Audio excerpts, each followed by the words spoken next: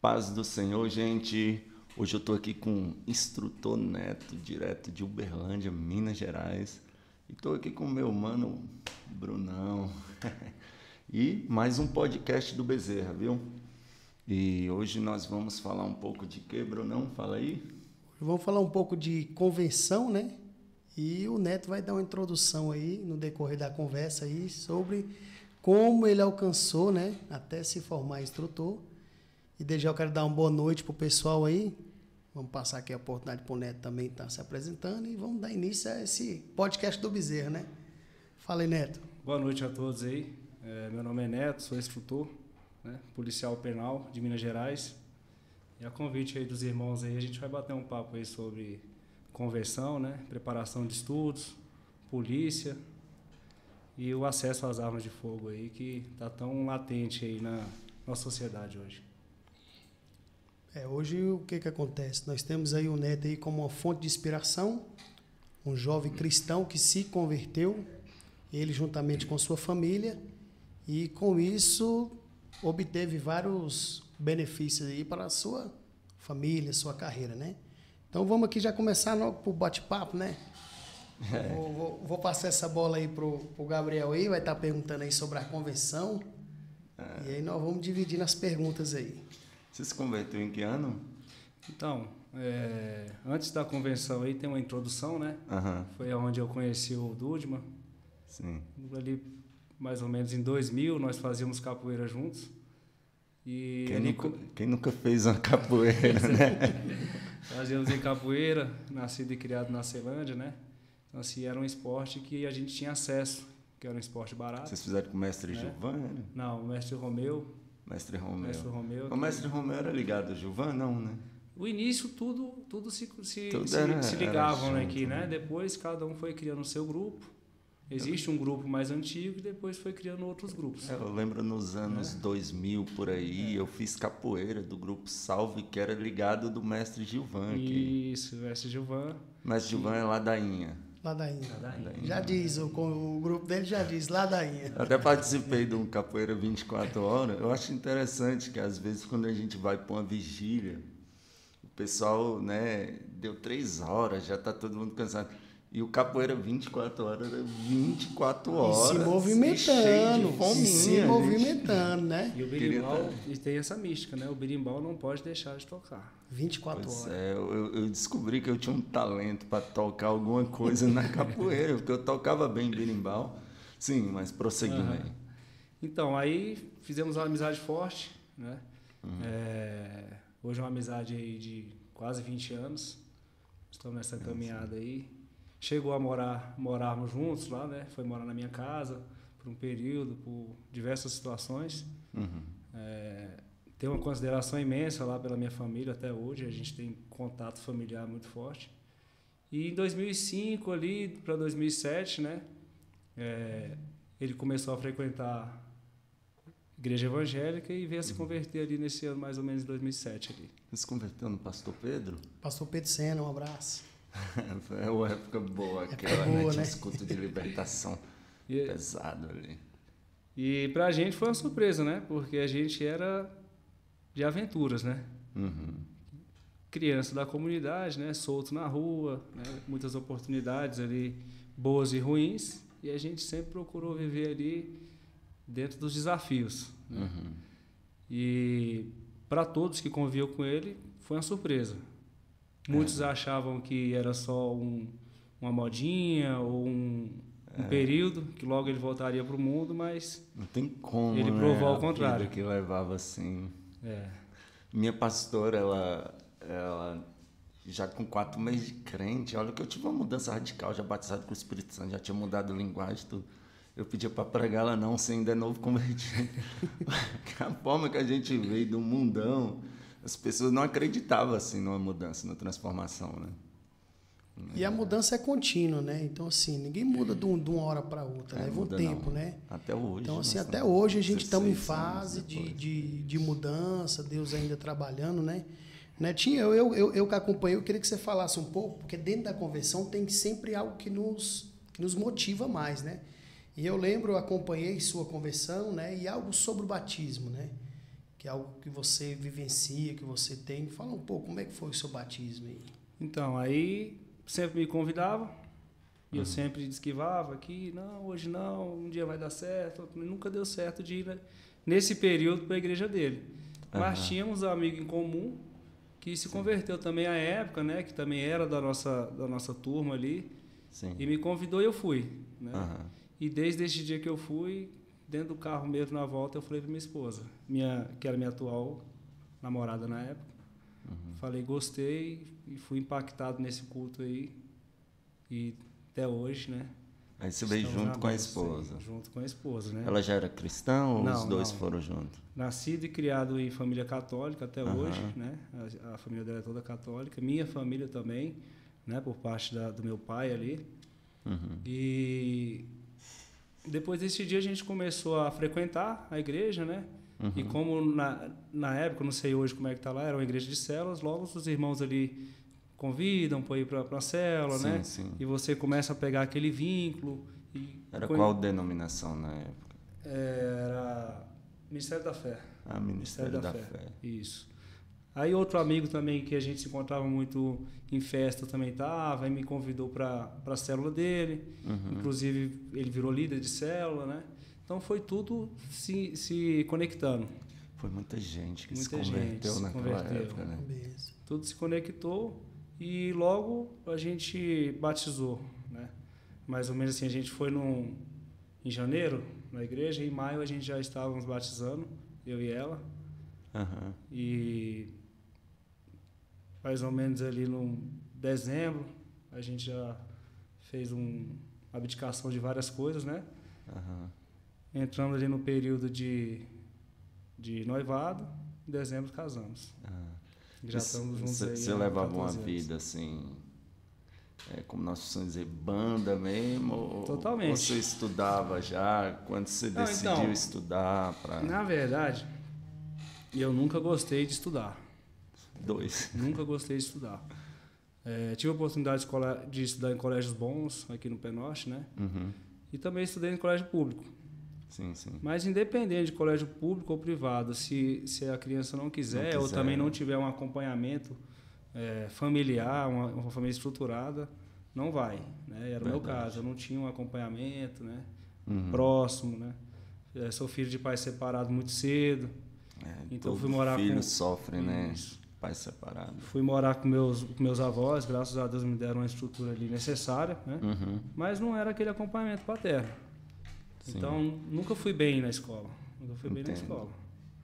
Né? Aí fui começar a estudar mesmo, por necessidade depois. Sim, depois da convenção. Aí você botou um foco no que queria ser. Você sempre quis ser policial? Não.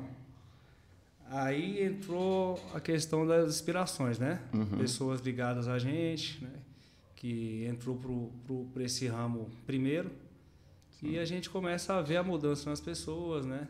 Você me perguntou ali como é que eu vivia antes, né?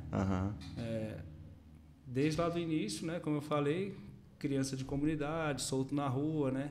Tinha aquela aversão à polícia, porque tinha uma visão que a polícia só prende pobre, preto e filho de pessoas mais humildes, né? E não é isso, né? Verdade. Então, quando a gente começa a saber da verdade mesmo, que a gente vem abrir os olhos para essas coisas. E depois que eu me converti, batizei, casei, eu fui trabalhar, eu fiz um curso de eletricista na época e fui trabalhar terceirizado na Secretaria de Segurança Pública.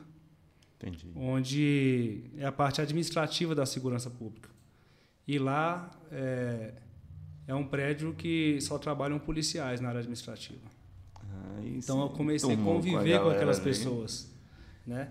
Aí você vê o comportamento das pessoas, você vê o meio ali que eles andam, você vê a condição familiar e financeira delas, que isso aí também conta, a estabilidade, a autoridade, né?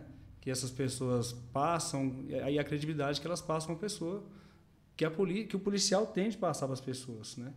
Porque é o primeiro garantidor da lei é o policial que está na rua, o do direito do cidadão. Instrutor Neto, Nossa, fica até emocionado de falar, né? Instrutor Neto, né? Conheci ele ali. Pois é, né? Ainda jovem e hoje um formador de opinião. Hoje a gente anda com ele, a gente vê aquelas crianças adolescentes da época que cresceu e andando agora nessa época da política, a gente vê, pô, rapaz, nem lembrava quem é aquele ali, pô, não, é você, que beleza, né? Então isso é inspirador, né, Netinho? Mas tudo na vida a gente gera uma preparação, né? Quanto tempo você se preparou até chegar no seu primeiro concurso, né? Quando você falou, não, vou estudar aqui, vou dar início, vou estudar, vou me capacitar. E até chegar, durou quanto tempo essa preparação para você passar no concurso? Então, aí voltando lá na secretaria, que começou também lá, né? Eu trabalhava na secretaria. Só um momento, já vou. Trabalhava na Secretaria de Segurança, né, como eletricista. E convivendo ali com policiais, né? Acabou que acendeu essa vontade de seguir essa carreira, né? E nós temos um amigo em comum, que é o Ravan, que é um cara que é inspiração para muitos jovens, né? Que é nascido também na periferia e hoje está onde está aí por esforço, né? Por mérito.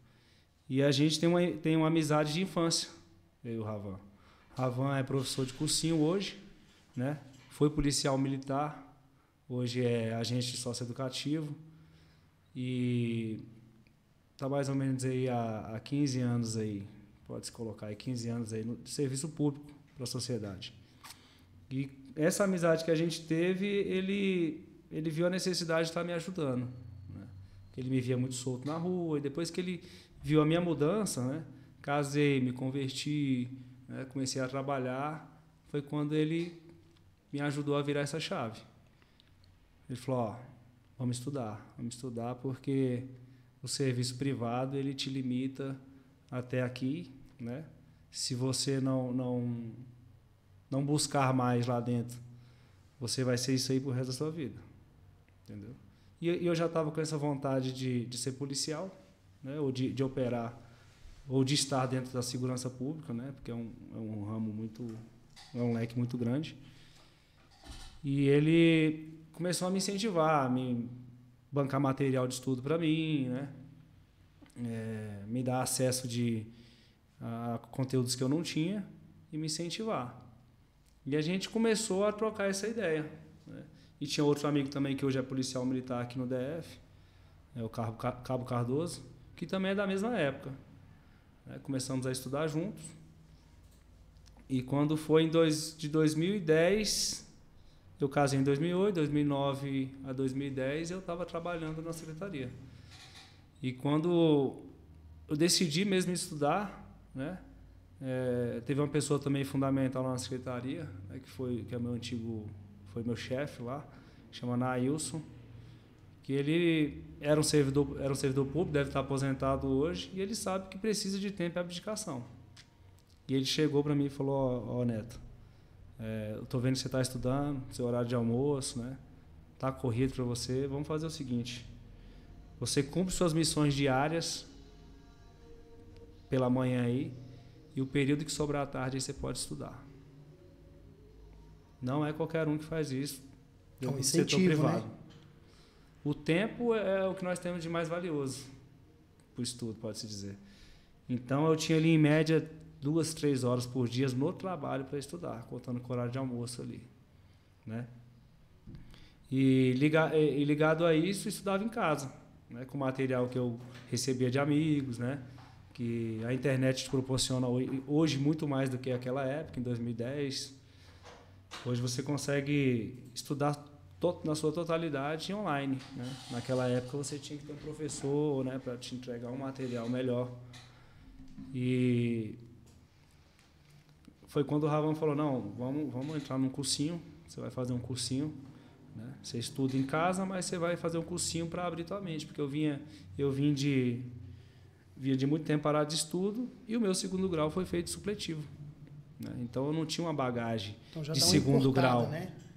O segundo grau, se o cara estudar ele na sua totalidade ali na Inter, ele te dá uma base muito boa para concurso, porque a parte geral do concurso ali, pode dizer que é segundo grau purinho, né?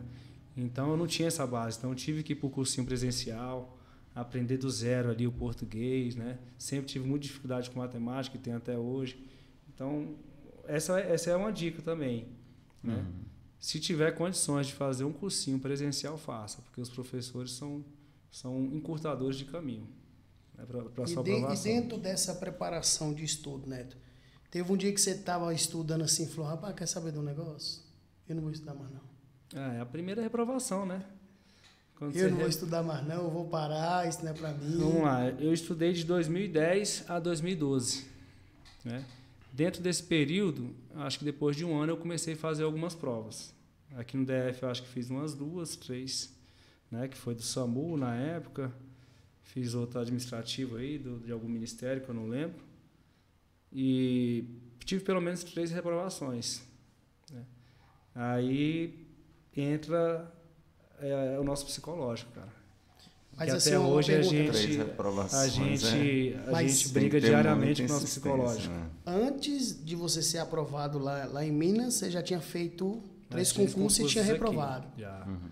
Então assim, aí você começa a reprovar. Aí a primeira você vai muito mal, né? Pô, aí você fala, não, isso aqui não é pra mim. Não. Nunca tive uma base boa, acho que não vai dar certo pra mim não. Né? Aí a segunda eu já fui melhor. Não passei, mas falei, não, acho que se estudar mais... Aí a terceira, acho que foi até para o SAMU, eu bati na trave, véio, quase que deu certo, fiquei na nota de corte. Aí, cara, aí sempre conversava com o Ravan e com outros amigos, nessa época eu já tinha feito outros amigos concurseiros, né? Porque também é um ciclo de amizade que se cria, o concurseiro. São pessoas sofridas, cara, o tal do concurseiro é sofrido. Imagina. Aí os caras falaram, não, cara, agora você não pode desistir, você já bateu na trave. Mais um gás que você der aí vai dar certo. Aí surgiu a prova da polícia em Minas Gerais, em Uberlândia. E esse colega, o Ravan, já tinha sido policial militar em Uberlândia, Minas Gerais. Entendi. Ele já falou, Neto, você vai para lá. Cidade boa, estruturada, conheço todo mundo lá, né, entre aspas. Vou te colocar num bairro legal, vou te apresentar os polícias antigos que tem lá e você vai ficar guardado na cidade. Tanto é que o cara me incentivava tanto que eu não tinha condições de ir na época. Ele falou, não, eu vou te levar lá para fazer a prova. 400 quilômetros daqui. Entendi. Foi comigo, eu e ele. Ficamos na casa de dois colegas policiais militares lá. Cedeu um apartamento pra gente. Fiz a prova. Quando fiz a prova, nós voltamos no mesmo dia para Brasília. Ele vindo, ele já tinha uma experiência muito boa de concurso. Falou, cara, acho que vai dar. Só nesse... Então, assim, a esperança já... No outro dia saiu o gabarito extraoficial, minha nota foi boa, aí ficamos esperando a redação. Quando saiu a redação, aprovado dentro das vagas. A sua e a dele, ou ele já era? 200 vagas... 16 não, ele foi só acompanhar ele. Ele foi me acompanhar. Então, de 206 vagas, eram 16 candidatos para uma vaga, eu fiquei em 87. Legal. Fiquei dentro das vagas e, graças a Deus, consegui concluir o curso de formação, porque o curso policial ele é, no mínimo, aí, 6 etapas pós-prova, né? Contando com a prova. Curso de formação, me formei em 2014, né? E estou lá até hoje, graças a Deus. Que bênção, né? Aí, hoje, você atua lá como... Então, como toda polícia, né? Todo o ramo policial, ele tem... Pode-se dizer que todo ramo ele tem um leque de atuação. E na polícia não é diferente. Né? Eu tomei posse no final de 2014, mais ou menos outubro, ali, mais ou menos nessa data. Quando e trabalhei lá internamente, né? Como serviço convencional mesmo. Quando foi em 2014, surgiu o curso de intervenção rápida, que é um grupamento especializado para atuar em momentos de crise em unidades prisionais. Né? Rebelião, motim, tudo que foge o controle do serviço convencional, dos policiais convencionais, acionam o GI para a gente retomar a ordem e entregar a unidade controlada ali para o Estado novamente. Então, em 2014 eu fiz o curso, né? Me formei, graças a Deus. Nessas questões aí, vocês usam bala de borracha? Assim, a atuação, o emprego do material, ele vai de acordo com a ameaça empregada pelos agressores, né? No nosso caso lá, pelos presos, entendeu? Sim. Assim como existe uma lei, né? Que para a gente se basear, a gente tem que ser proporcional aos nossos atos, entendeu? Entendi. Se vier lá de dentro coisas que sejam mais brandas, né? Munição menos letal, que a gente chama que é o IMPO, né? Que é instrumento de menor potencial ofensivo. Os caras fazem espeto lá até com escova de dente. Justamente. Né? Então aí já vem, de acordo com o que vai aumentando o risco e o perigo à nossa integridade, aumenta-se o grau de emprego que a gente vai colocar ali. Né? Começa Primeiro ali com a verbalização. Primeiro é a conversa. Não, chegou no ambiente de crise, né? Avaliar. Mas geralmente quando você chega, os caras já... Já está. Se acionou o GI é porque perdeu o controle. Então, se perdeu o controle, dificilmente tem diálogo. Entendi. Então, tem ali. A gente inicia com presença, né? Porque o grupamento é um grupamento grande, né? E chega com quantidade de materiais, né? Muito elevada do que o serviço convencional. E já tem um respeito, né? Fazendo uma analogia, né? Uma analogia com o policial militar. Desde quando a gente é pequeno, né? A gente sempre teve medo em tese, assim, o receio da viatura camuflada, vamos dizer assim. É verdade. Quando vinha aquela viatura diferenciada, é mais ou menos isso. O apreta, né? O apreta, né? Isso, quando isso. falava Patano chegou, meu amigo. Não desmerecendo o serviço do convencional, porque ele é o primeiro interventor. Ele é o primeiro. O convencional, o serviço diário, é os caras que estão ali na ponta da lança. Eles são os primeiros a chegar nas crises. Entendeu? Verdade. E os grupos especializados são chamados, né, quando esgotam-se ali as possibilidades deles resolverem. Porque às vezes falta um material especializado que só o grupo tem por deter o conhecimento do uso. Tá entendendo? Porque esses grupos têm treinamento diferenciado e habilitações para o uso de materiais diferenciados. No campo de estudo, assim, vocês estudaram sobre aquele massacre que houve no Carandiru? Sim. No curso de formação eles já dão esse impacto, né? Porque ali a gente já começa, no próprio curso de formação já começa a ver quem realmente quer continuar ali eles entraram, foi para fazer um destroço mesmo. Ali, cara, tem processo até hoje, né? Isso, eu não tenho muita prioridade para falar, né? Porque é complicado falar de ocorrência sem a gente vivenciar, né? Mas eu tive a oportunidade de trabalhar com 2 policiais que trabalharam no Carandiru. Trabalharam lá, né? Aonde eu fui convocado em 2019. Eu conheci um pregador que era preso lá, né? Era? Ele disse que se escondeu debaixo de uma mesa e ficou orando o Salmo 91.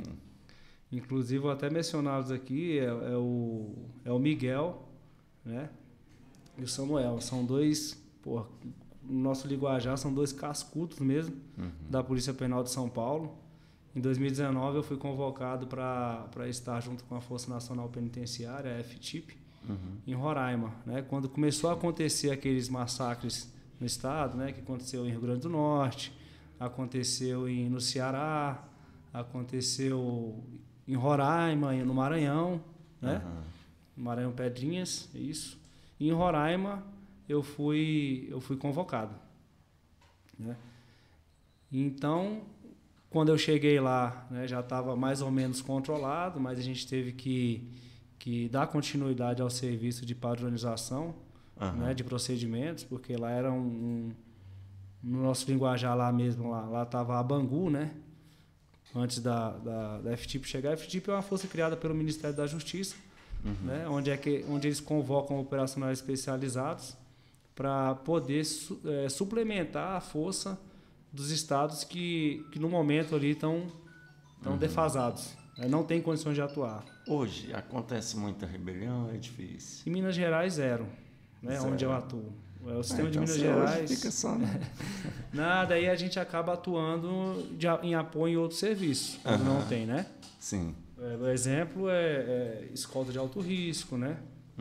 Alguma Vocês fazem missões de vez em quando? Em outros estados e tal? Em outros estados, só por meio da FTIP, que é a Força Penitenciária aí Nacional. Entendi. Né?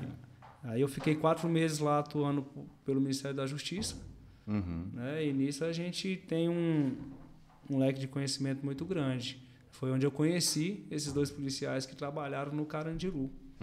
Entendeu? E eles contaram diversas histórias, né? Sim, diversas histórias do que aconteceu lá de fato. Mas ficou para a história, quem teve que ser julgado foi, né? E Netinho, e sobre assim, né? Nessa fase de preparação, passou no concurso. E aqui eu queria fazer uma pergunta, né? Você tem alguma história, né? Alguma história de vivência, assim, você como cristão, que presenciou algo assim que dá para contar, né? Porque assim, é algo privado que acontece lá, mas assim, dá para soltar? Não, tem uma bem... Tem uma história aí para nós. Tem uma bem interessante, que até remete ao nosso meio, né? O nosso meio cristão, cristianismo. Dentro do tempo prisional, né? Lá o preso tem oportunidade. Né? Ele tem assistência religiosa. Tem, né? O pessoal faz culto, faz né? Culto, eu fui né? muito pregar aqui na Papudo uma época. Entendi. E todo presídio acho E é que necessário, tem, né? É necessário falar da palavra de Deus lá dentro, né? Porque é um lugar pesado, né? O ambiente aí você conheceu lá é um ambiente pesado, né? Não é para qualquer um trabalhar dentro do sistema penitenciário brasileiro. E essa foi interessante porque nós fomos acionados, né? Numa situação de descontrole lá. E quando a gente chega no local, a gente dá oportunidade para os presos que não estão envolvidos se identificarem e a gente coloca num local separado, né, para poder... Tem que provar que não está envolvido. Justo, né? Porque na hora que a gente chega lá, todo mundo não está fazendo nada, né? Mas como a gente já... Todo mundo é padre, todo mundo é pastor, né? Monge. Como a gente meio que mapeia, mais ou menos... a gente chegou e começou a separar, né? E nesse meio tinha um interno lá muito nervoso, né? E ele pegou, saiu, colocou a Bíblia debaixo do braço. Aí eu parei ele e interroguei. Falei, para onde você está indo com essa Bíblia aí, né? Aí ele falou, não, senhor, eu não estou envolvido nessa situação aí, não. Eu sou o pastor aqui do pavilhão, né? Pagou de pastor. Pagou de pastor, cara. Pagou de pastor. Ele falou, eu sou pastor aqui do pavilhão, né? O pessoal me conhece, eu que trago a palavra aqui para os presos. Aí me contou uma história, cara, e eu deixei. Falei, não, pô, bacana. E o pau quebrando, né? Deu para ver que o cara tava mentindo. Sentiu Aí eu falei, Calma não, aí, legal, eu tô sentindo legal. algo estranho aqui. Faz o seguinte, deixa eu dar uma olhada nessa Bíblia aí. Aí eu comecei a censurar a Bíblia, dar uma olhada nela, eu vi que já estava cheio de papel, anotações diferentes, né? Ao conteúdo. Sim. Aí eu fechei a Bíblia e entreguei para ele. Falei, ó, me cita aí 3 versículos, interpreta aí para mim aí. Se tiver condizente, né? Porque eu entendo um pouco da palavra, eu falei para ele. Aí eu já vi que ele... Saiu o espírito do corpo dele na hora. Aí ele começou a inventar, cara. Inventou pelo menos 3 versículos ali. Aí eu deixei, ainda dei cota, falei, agora interpreta. E ele interpretou bem ainda esses versículos inventados. Foi mesmo. Cara, não aí, eles têm tempo para articulação. Aí eu tava com um amigo do lado também que é cristão, né? Aí falou, não, então mostra pra gente dentro da Bíblia onde é que tá isso. Aí acabou. Ele já não sabia mostrar, e eu tomei a Bíblia e falei, bora, se junta lá ao meio lá, que agora você vai... Ele vai ficar marcado. Cara, e depois a gente voltou pra base, os caras falaram, não, Neto, você não tem base com você não, cara. Como é que você pegou o cara na mentira dessa forma? Mas assim, a gente começa a trabalhar nesse meio, você conhece os trejeitos, né? E você meio que... vira psicólogo, né? Tem uma área para você estudar, para ser polícia, é a psicologia, né? É porque muita gente acha que o policial é só repressão, né? E não, cara, acho que 90% aí das ocorrências, elas envolvem, né, esse contato, essa conversa, né? Antes de qualquer outra intervenção. Então, você acaba, se você não tiver um controle, você acaba tomando a situação da vítima para você.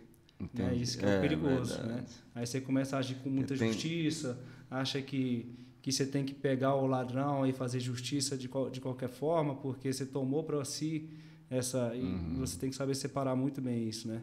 Senão você acaba excedendo e a nossa legislação, ela pune o servidor público pelo excesso. O policial mesmo deparar com um estuprador, um pedófilo, rapaz, o cara tem que ter muita calma muita nessa hora, né? Muita disciplina, porque eu lembro, eu era novo convertido e eu tô subindo para a igreja com a Bíblia. Um cara passou voado e a galera gritou: "Pega o Jack!" Quando eu pensei que não, eu já estava correndo. Não, foi um instinto, assim. Depois eu falei: meu Deus do céu, eu não posso fazer isso, não. Eu sou crente. Imaginar que Jesus, a graça de Cristo, ela é muito incondicional. Mas é uma coisa, assim, que deve ser difícil para policial trabalhar. Para a gente que não é envolvido, não se depara com isso constantemente. Justamente. Imagine, ocorre muito de presos não suportar a pressão e tirar a própria vida. Tem. Porque cadeia assim, é pesado, cara, né? O que muita gente acha do sistema penitenciário, né, que deveria ser mais duro, né? Em alguns pontos eu até concordo, mas você tirar a liberdade de uma pessoa é muito sério, né? Você tirar a liberdade e todos os benefícios, pode-se dizer, né? Tem os direitos elencados ali, né? Que tem que ser permanecido, mas tem uns que eles podem ser suprimidos, né?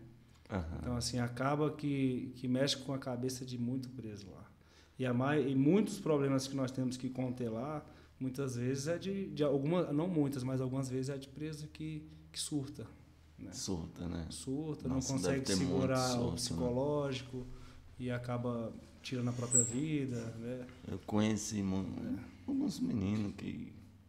Tinha uns caras que eles achavam legal. Por isso que, por um lado, eu sou a favor que deu um aperto maior quanto à menoridade penal. Que eu lembro do menino, ele até morreu. Ele falava: rapaz, já tô magro, tá na hora de ir pro Cesame. Então o cara, no Cesame, ele engordava, saía gordão e, né, saía dali.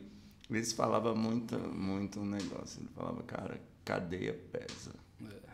Assim, mas pegando esse gancho aí, há também os que não conseguem mais viver em sociedade. Né? Tem cara lá que já vencem a cadeia, né? Como eles falam lá, venceu a minha cadeia.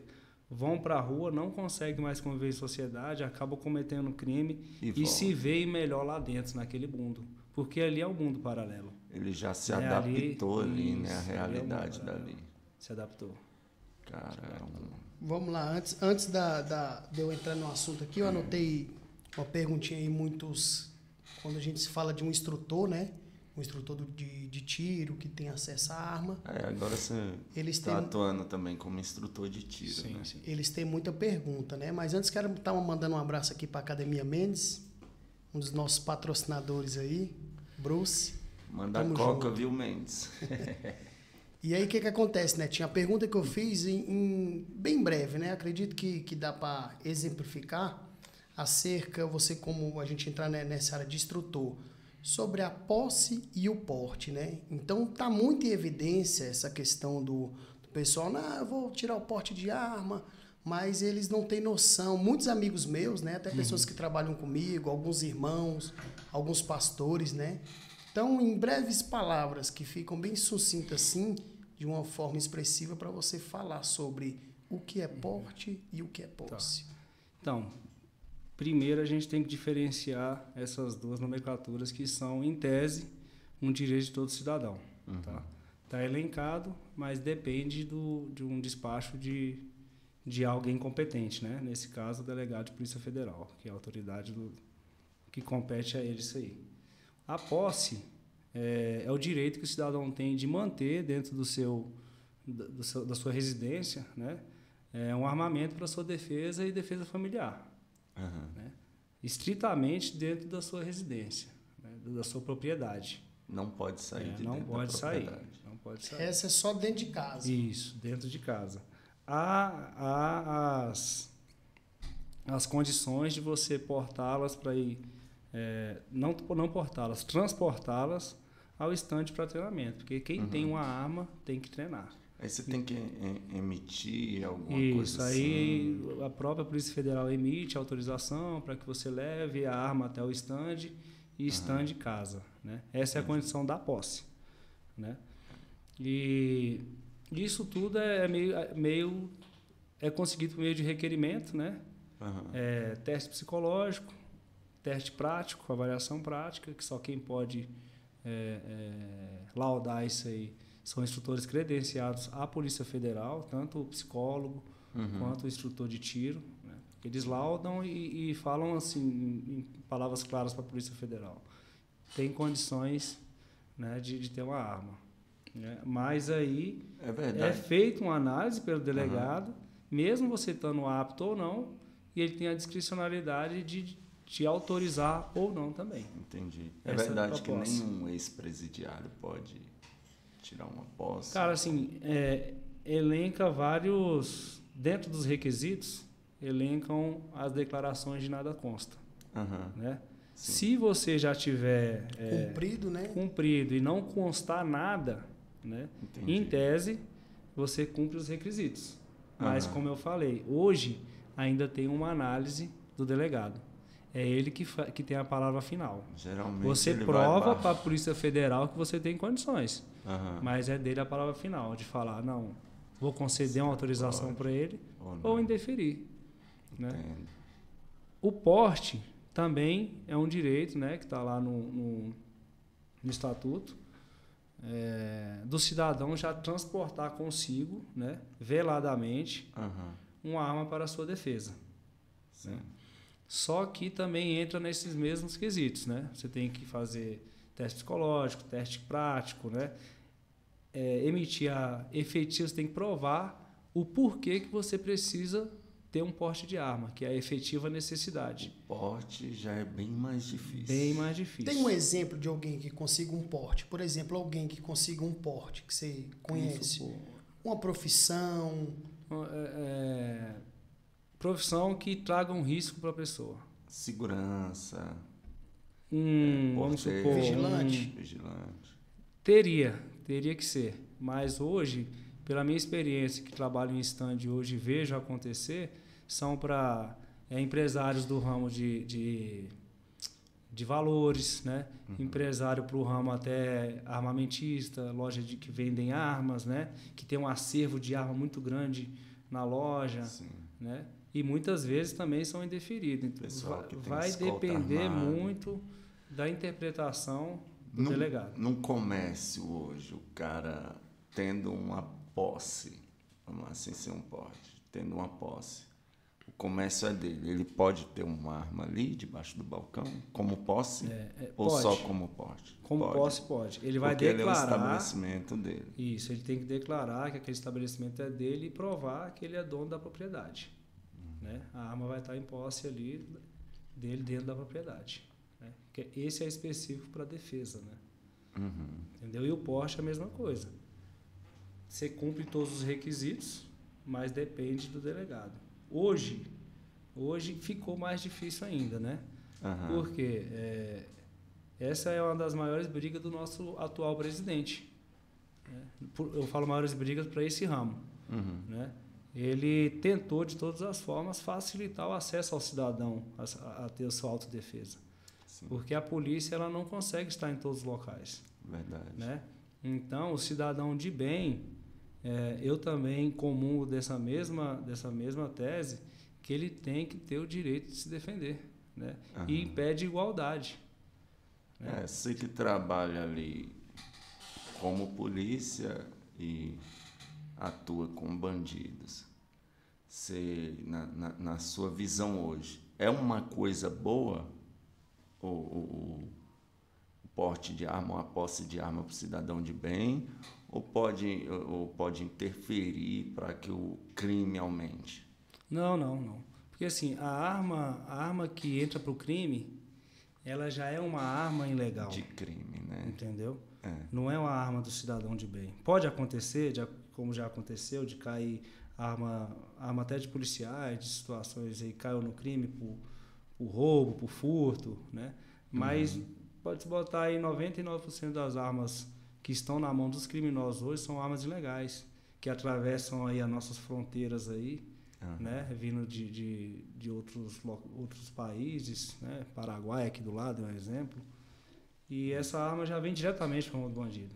Já vem, né? Então, assim, você facilitando o acesso da arma de fogo para o cidadão de bem, uma coisa que tem que deixar clara também que a facilitação do acesso não é que a arma vai ser vendida aí a todo comércio, esquina. A toda esquina. Vou ali no bar, vai continuar comprar um oitão.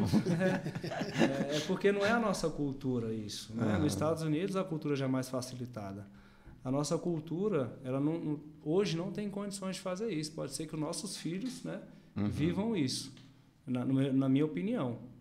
Né? Mas você facilitando o acesso às armas hoje, a possibilidade aí da estatística criminal cair é muito grande.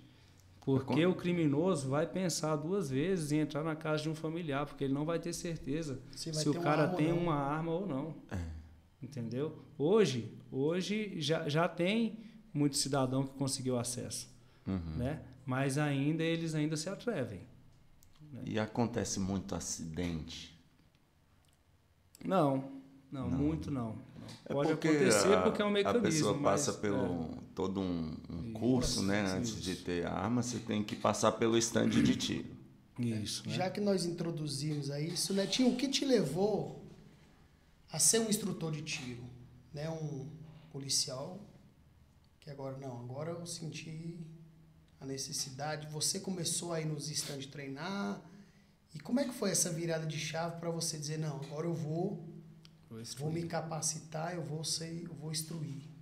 Então, sempre gostei, né, de arma de fogo e desse ramo, né? Antes de entrar na polícia, fiz curso de vigilante, né? Então, assim, o primeiro tiro meu foi de vigilante. Curso de vigilante, a gente vai e o entusiasmo é aula de tiro, né? O meu não posso nem falar. Aí... O chegando meu, na verdade, polícia, foi com uma bate-bucha, velho, caçando tizil no meio do mato.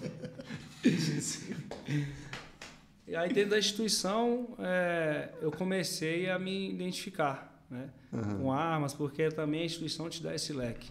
Né? Se você quer ser um instrutor lá dentro, há cursos específicos lá dentro das instituições, né? Não são fáceis, né? Mas se você se dedicar, você consegue. Tudo com foco e determinação, você consegue. Aí eu acabei, eu vou fazer, no final do ano agora eu faço 8 anos de instituição. Nesse período aí, uns 4 anos até a atual data, eu já atuava como instrutor de outras matérias, né? Já ministrei curso de formação de outras matérias, sempre gostei de estar transmitindo conhecimento. E só que para você transmitir o conhecimento de arma de fogo, você tem que passar por um curso específico. Né? Um curso específico para você ensinar alguém a manusear arma de fogo ali no seu período básico. Né? E eu já participava de algumas instruções como monitor, né? Ali, como posso dizer, de apoio de staff ali, de instrutores, né? Pregando o alvo, catando cápsula no chão, né? Tudo começa ali sempre quis estar no meio, né? Entendi. Então, aonde me davam oportunidade, eu sempre tive isso comigo. Se te deu oportunidade, abrace, porque ela não volta. Então, me chamavam, quer me apoiar ali na instrução? Os instrutores mais antigos, vai, de graça, sem diária, sem nada. Vou pegando know-how ali. E um grande amigo, né? São 3 amigos, né, que eu tenho lá em Uberlândia. O Wellington e o Tenente Elcio e o Senna, são policiais, 2 deles já são veteranos, aposentados. Me convidaram para estar com eles no stand, até então só como staff. Eles abriram um stand lá, deram essa oportunidade, o Clube de Tiro ATA, lá em Uberlândia, um dos melhores lá, em termos de stand indoor, né, indoor, clube fechado. Sim. Me deram essa oportunidade. E estando lá dentro, aguçou mais ainda a vontade, né? Porque te dá uma oportunidade de ter outra profissão. Porque o instrutor de tiro, ele é uma profissão a mais.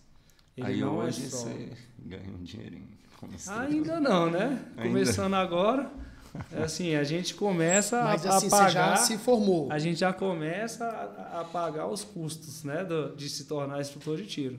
Né? Uma área que eu tenho vontade de entrar é pro paraquedismo. Aí é top. Aí, beleza. Trabalhando lá como monitor, surgiu o curso de formação de instrutores. Né? Aí eu falei para a esposa, recebi o convite do amigo lá, falou, não, você vai entrar pro time aí, você vai fazer o curso, pós-formado, você vira instrutor aí da casa, né?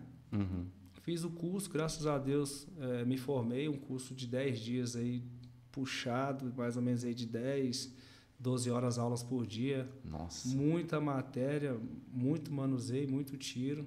Né? Me formei e hoje trabalho lá nesse clube de tiro que me formei. Né? Hoje eu dou instrução lá, desde a instrução básica, né, a intermediária, porque o ramo de tiro ele é imenso.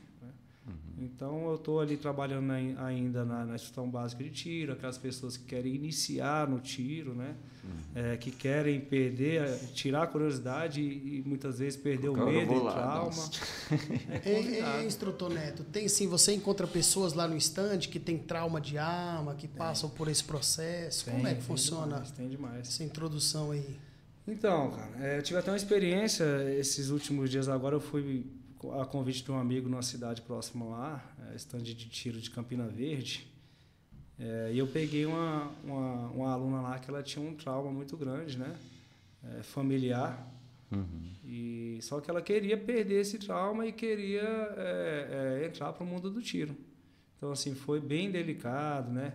A gente conversa, né? Mostra para ela ali que a arma de fogo ela é extremamente segura, que só acontece um acidente se houver ali a imperícia da pessoa ou a negligência de algo. Por isso que o treinamento, antes de você adquirir ou entrar nesse mundo, ele é obrigatório. Né? Por isso que você passa por um treinamento até fazer a prova e o instrutor emitir o laudo, falando que você tem condições de portar arma de fogo. E ela se torna perigosa a alguém quando você adquire, porta ou tem a posse e esquece do treinamento. A hora que você precisar, dificilmente você vai ter as habilidades necessárias. Então, assim, agora, para quebrar trauma, é constância, né? É tempo, é paciência. Depois que a pessoa tem ali a confiança do uso e vê que não passa de bloqueios mentais, né? Ela supera isso aí. Foi o que aconteceu com essa aluna lá. Depois ela me deu um feedback e, pô, isso aí pra gente não tem preço, né?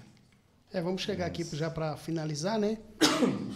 Sobre o acesso à arma, instrutor, né? A gente que já se conhece há muito tempo, queria só te fazer uma pergunta: como é ter, né? Como é ser policial, ter uma arma em casa, tendo criança, né? Porque assim, muitas pessoas, né, têm maior cuidado, às vezes já teve alguns acasos sobre a arma de fogo em casa, né? Você tem 2 filhos, né? Como é ter uma arma em casa no seio assim da família? Para o policial, né, por ter essa prerrogativa, por esse porte funcional, e a profissão ela requer que você tenha essas habilidades, esse conhecimento mais aguçado, né? Porque nós não deixamos de ser policiais quando a gente tira a farda. Né? Isso é 24 horas, é na folga, é em casa. Então, assim, você tem que ter esse conhecimento. Policial, né? E em casa não é diferente, cara. Né? A gente tem que colocar isso muito claro para nossa família. As condições que o policial traz para a sua família. Né? Entendi. Tem uma pergunta de um ouvinte aqui. O Gabriel Silva, ele está perguntando: para ser um instrutor, é necessário ser policial? Não. Deixa eu só concluir essa questão da criança aqui e já falo essa aí do colega aí. Criança ou qualquer outro cidadão que você tenha na sua casa e saiba que você possui e porta arma de fogo, é tirar a curiosidade. Não esconda de ninguém que você tem arma de dentro da sua casa e não esconda a arma, né? Porque criança é curiosa. Você vai guardar, pode ser um lugar alto, escondido. A hora que você virar as costas, ela vai querer saber. Então, os meus filhos, eu tento da forma mais segura e clara mostrar para eles a segurança que a arma traz se eles respeitarem ela.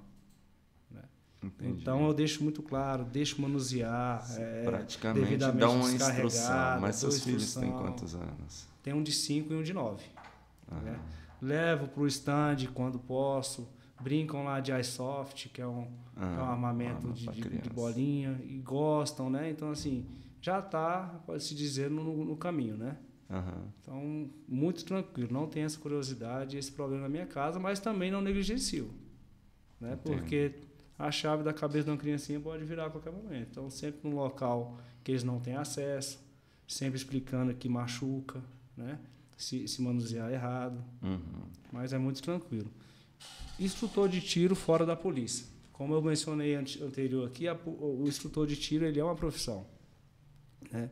E ela é aberta a qualquer cidadão que cumpra os requisitos. Né? E tem que cumprir mais ou menos os mesmos requisitos de portar uma arma. Aí você tem que fazer todo um curso. Todo um curso. Então você tem que ser maior. Né? O mesmo requisito que você tem para ter uma arma, ter uma posse, um porte, é o mesmo que você tem para ser instrutor ou tem algo a mais? Não, eu acho que há menos. Né? Para você comprar uma arma hoje tem mais requisitos. Mas para ser instrutor de tiro, você tem que provar a sua idoneidade, né? Você tem que estar limpo ali na justiça e não estar devendo nada, né? Tem uma vida libada ali. Ser maior de 18 anos e passar pelo curso. Né? É um curso que ele tem uma carga horária de matérias muito pesadas e toda finalização de matéria há uma avaliação.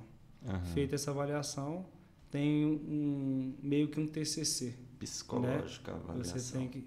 Não, escrita mesmo, né? Você tem aula, você tem prova escrita, prova prática de apresentação e comando de pista, né? Está se formando instrutor, provas práticas de tiro e no final você tem que atingir uma média ali de 70% no total. Entendi. Hoje uma arma assim de mais fácil acesso está custando média de quanto? Então,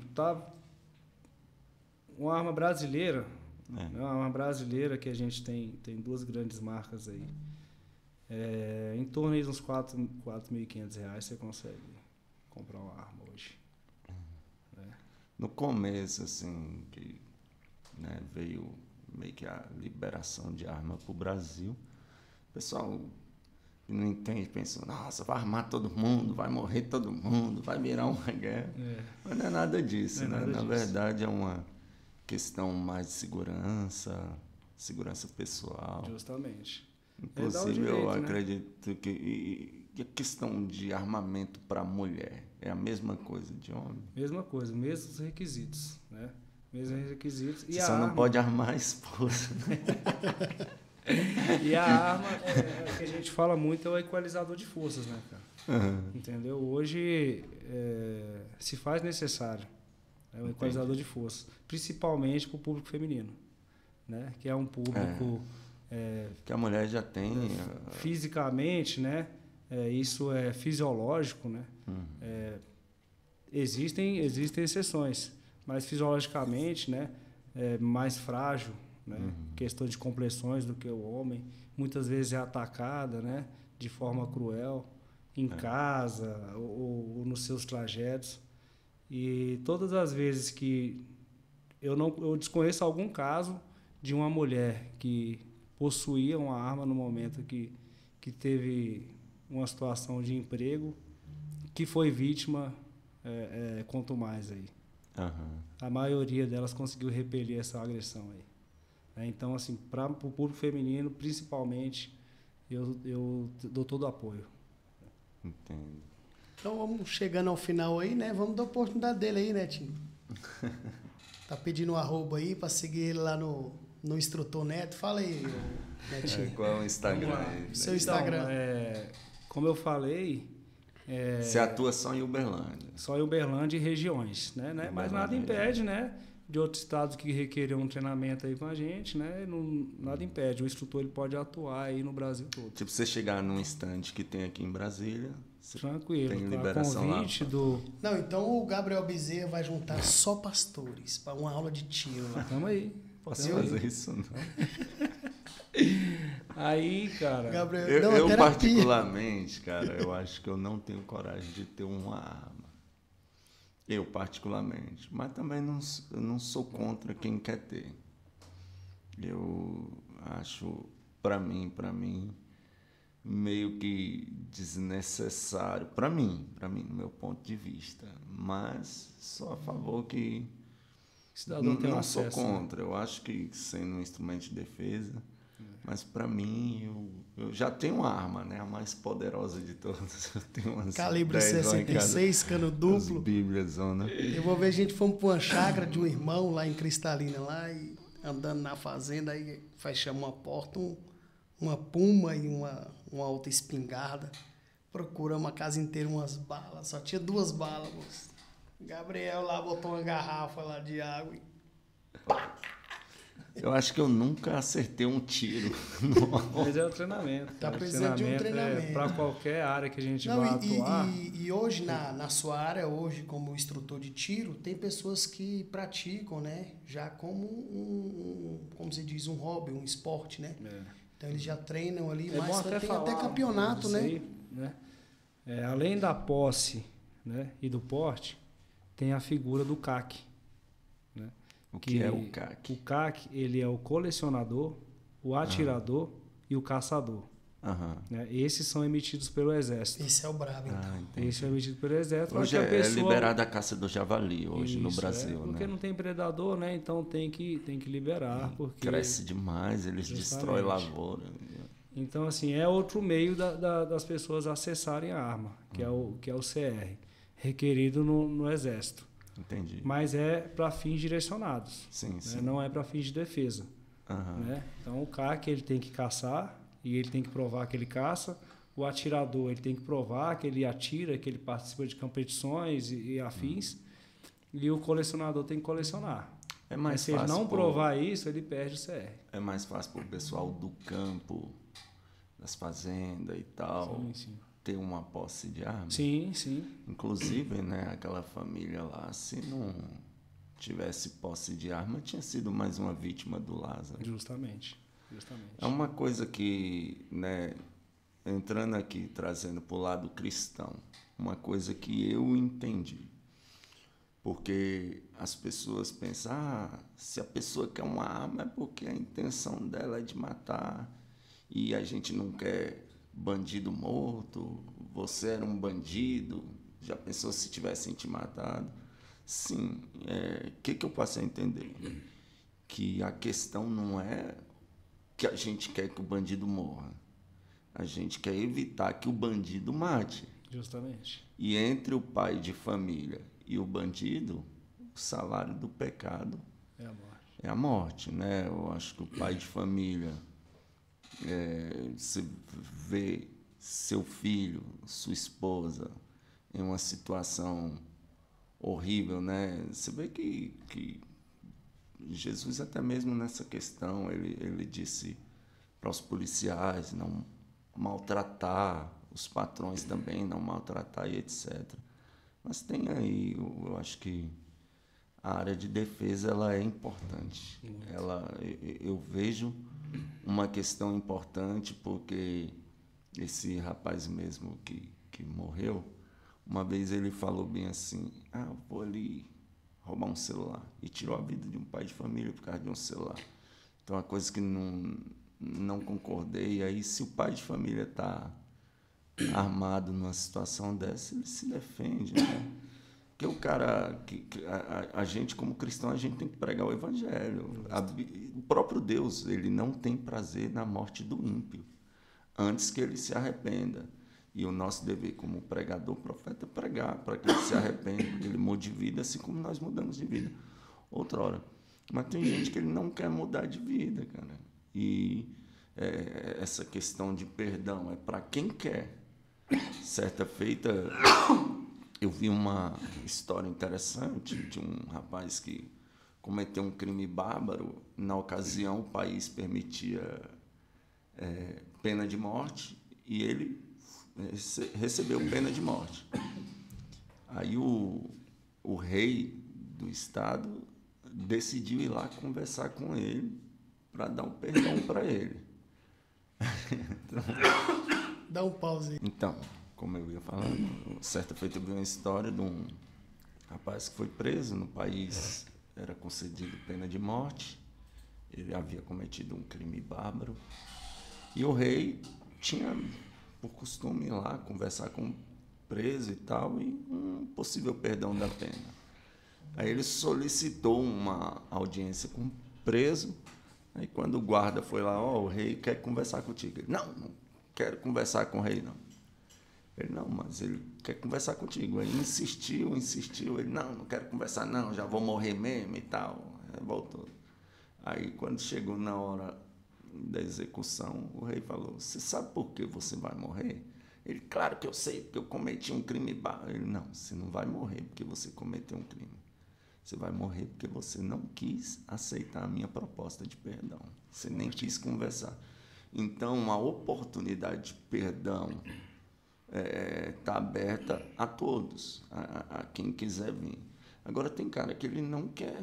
Não quer. Aí ele vai continuar assassinando pai de família, assassinando pessoas. São pessoas que